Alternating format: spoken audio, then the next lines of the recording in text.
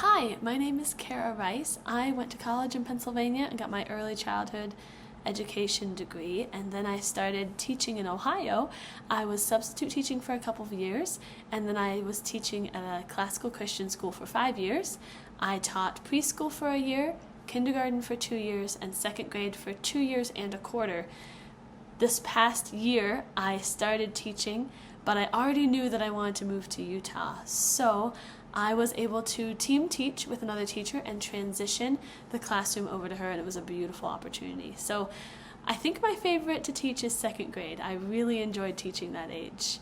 I applied for Rosecrest Elementary because there was a second grade opening, and like I said, I'm really passionate about second grade, but it is also nearby. It would be close, and I would really enjoy working with second grade and working with the team that you have there at Rosecrest.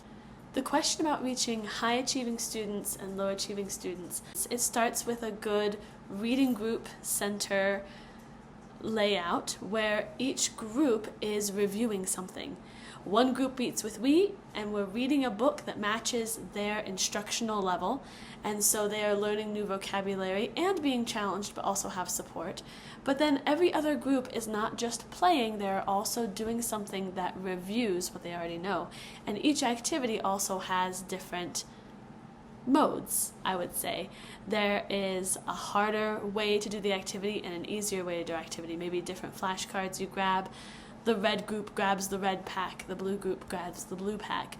And so those are things that I build and also get off of teacher pay teachers. But something I'm really passionate about is very carefully teaching the students how to find success in those small group so that I can trust them to do it independently and have my full attention on the group that is in front of me.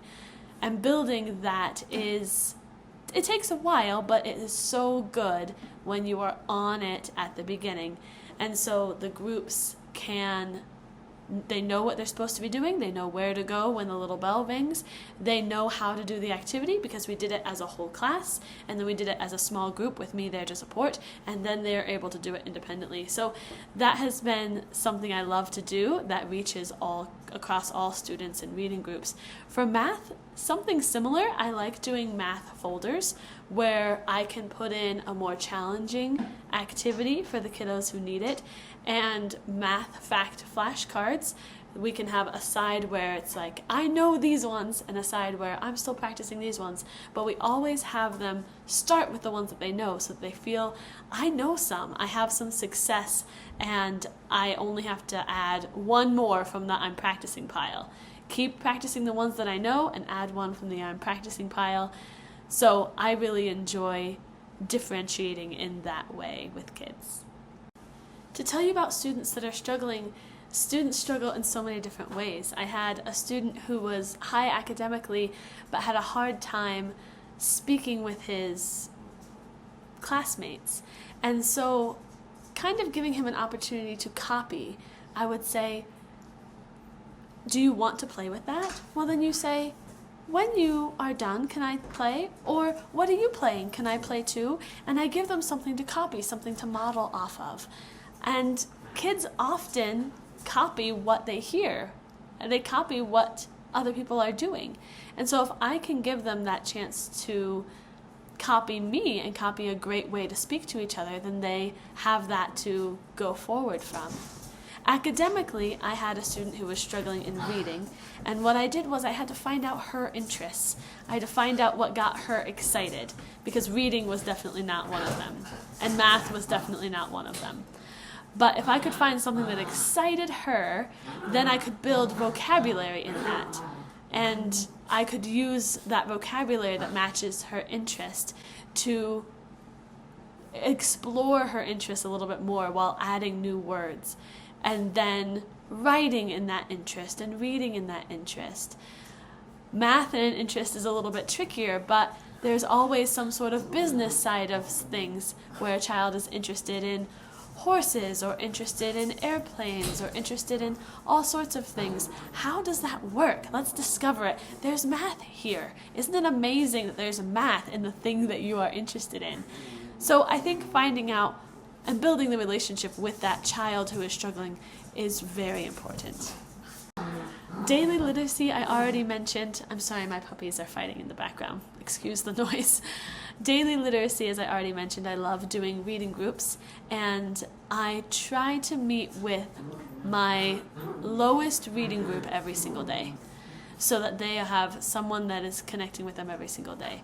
And probably the next lowest group also every single day.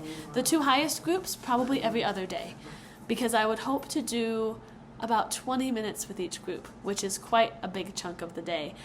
But if they're also reviewing things, and maybe you have a science center where they're discovering things, or maybe you have a math center, they can be practicing all sorts of things during those reading groups when you are practicing literacy with the teacher. But I also really enjoy reading aloud to the kiddos, and I think that is extremely important for building literacy, building their vocabulary, hearing of beautiful language and the way words and sentences and paragraphs work together. I love reading to my classes. I do not have a gifted teaching endorsement. It is absolutely something I'd be willing to look into getting. I am excited to learn about anything that you want me to learn. When I got my teaching license in Pennsylvania and transferred my teaching license to Ohio required that I take a reading and phonics class, a college level class, every time I had to renew my license, which has happened twice now.